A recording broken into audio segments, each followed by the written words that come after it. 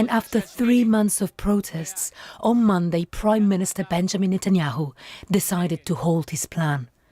In a TV address, he accused extremists of trying to divide the nation. Out of national responsibility, I have decided to suspend the second and third readings of the law. There is one thing that I cannot accept.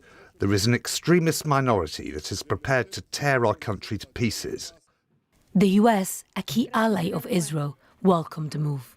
Compromise is precisely what we have been calling for, and we continue to strongly urge Israeli leaders to find a compromise as soon as possible. Like you guys all know, there is a serious protest in Israel. And as things are unfolding, it has given me a lot of thoughts to process. The first one is, why are people so addicted to power? Why is that? Why is it that when things are in people's favor, they do not see anything wrong with it? But when things start going against them, then everything is wrong with it. Why is that? Why is it that when the law is in your favor, then it's okay? But when the law is against you, then the law is very, very terrible. You can see for many years now, Benjamin Netanyahu has been okay with the way the Supreme Court was set up, with the way the Supreme Court judges were chosen or appointed. He had no issue with that. He never ever tried to alter or change anything with the way the Supreme Court judges prayed. He never had anything to worry about until they started investigating him for bribery and corruption. Then all of a sudden, everything is bad with the way the Supreme Court is set up and their powers. And now we have to make sure that their powers are being curtailed. And you have to understand that this same Benjamin Netanyahu hasn't actually been a very good person, personally. He is the one who has always tried to push back the Palestinians, to push them to the edge. He has been the one who has always been in support of Israel taking more lands from the Palestinians. He is the one who has always been in support of a surveillance state. He loves the whole idea of oppressing the Palestinians.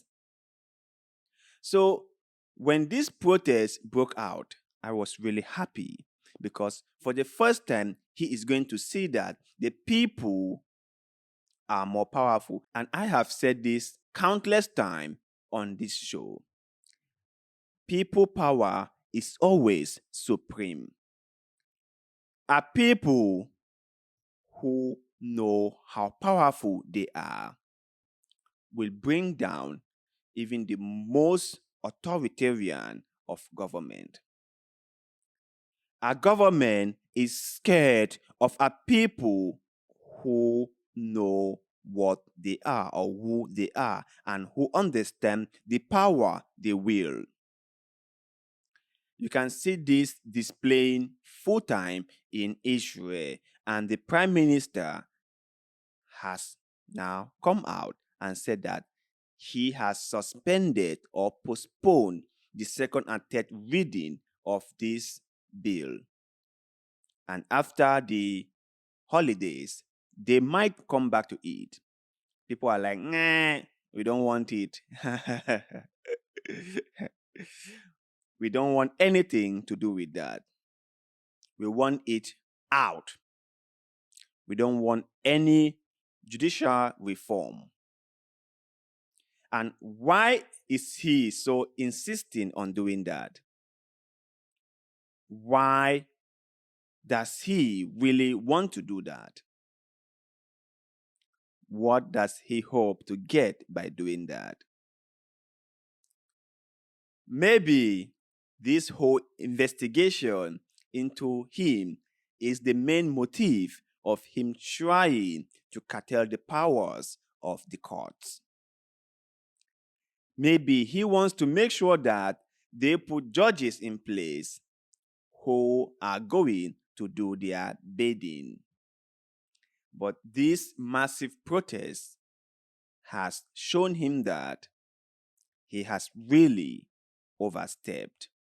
And this whole bill was a totally miscalculation. So, my brothers and sisters, stand up for your rights. Fight for your rights. No one is going to do that for you. You will have to do it all by yourself. If your leader is becoming more authoritarian, rise up, protest. If your leader doesn't want to listen to you, the people, rise up and protest. Peacefully, of course. Always make your voice heard. Always stand up for the things you believe will affect your life. Go onto the street and make sure that your leaders or your leader understand that what he or she is trying to do won't fly. That you guys won't take it lying low. You guys are going to fight back toe to toe. So to you guys out there, viewers of this channel, what is your take on this whole thing in Israel? Should leaders who are being investigated by the courts be trying to have a judicial reform? Isn't it in a real democracy to have a separation of power? Let us know in the comment section below, because like always, we love hearing what you have to say. And also, please do not forget to like this video, share this video, follow our Facebook page, and most importantly, subscribe to this channel, because little bit of good way, like the one you are doing just now, help us a lot, and we shall forever be grateful to you. So thank you very much for doing just that. And like always, see you in the next one.